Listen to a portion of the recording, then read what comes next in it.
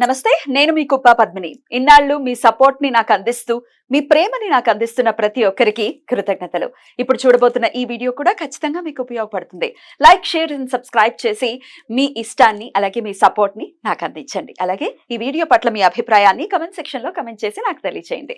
నమస్తే. నమస్కారం. శుభోదయం కార్యక్రమానికి స్వాగతం. ఈరోజు 28వ తారీఖు నవంబర్ నెల 2024వ సంవత్సరం గురువారం. శ్రీ క్రోధినామ సంవత్సరం దక్షిణాయనం శరదృతువు అనురాధ కార్తె. ఈరోజు కార్తీక మాస బహుళపక్ష త్రయోదశి తిథి పూర్తిగా. చిత్త నక్షత్రం ఉదయం 7:36 వరకు, తదుపరి స్వాతి నక్షత్రం. సౌభాగ్య యోగం సాయంత్రం 4:02 వరకు, తదుపరి శోభన యోగం. గరజకరణం రాత్రి 7:34 వరకు, తదుపరి వణిజకరణం ఉంటాయి. సూర్యుడు వృశ్చిక రాశిలో అనురాధ నక్షత్రంలో సంచరిస్తున్నాడు. చంద్రుడు తులారాశిలో సంచరిస్తాడు. నక్షత్ర వజ్రం మధ్యాహ్నం 1:50 నుండి 3:36 వరకు. అమృతకాలం రాత్రి 12:30 నుండి 2:17 వరకు. హైదరాబాద్ ప్రాంతం వారికి సూర్యోదయం ఉదయం 6:29 సూర్యాస్తమయం సాయంత్రం 5:40.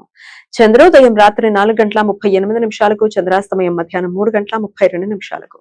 అభిజిత్ ముహూర్తం పగలు 11:42 నుండి మధ్యాహ్నం 12:27 వరకు.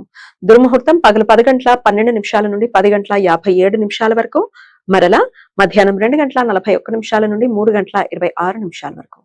రాహుకాలం మధ్యాహ్నం 1:28 నుండి 2:52 వరకు. గుళిక కాలం ఉదయం 9:16 నుండి 10:40 వరకు.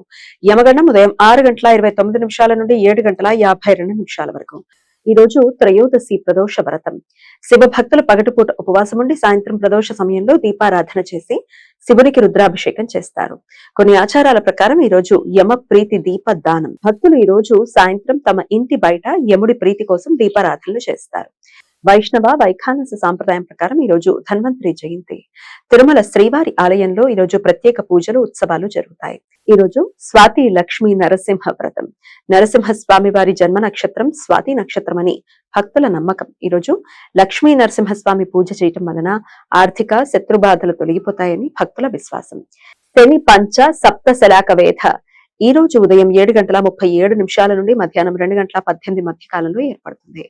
శని శతభిష నక్షత్రం 4వ పాదంలో సంచరించే సమయంలో చంద్రగ్రహం స్వాతి నక్షత్రం మొదటి పాదంలో సంచరిస్తున్నప్పుడు ఈ వేధ ఏర్పడుతుంది. ఈ వేధ సమయంలో ఎటువంటి శుభకార్యాలు చేయడానికి అనుకూలం కాదు. ఈ సమాచారాన్ని మనకు అందించిన వారు మేడికొండూరు విశ్వనాథ్ ప్రసాద్ గారు. ఆయనకు కృతజ్ఞతల్ని తెలియజేస్తూ నారాయణ స్మరణతో సమస్త సన్మంగళాని భవంతు. నమస్కారం.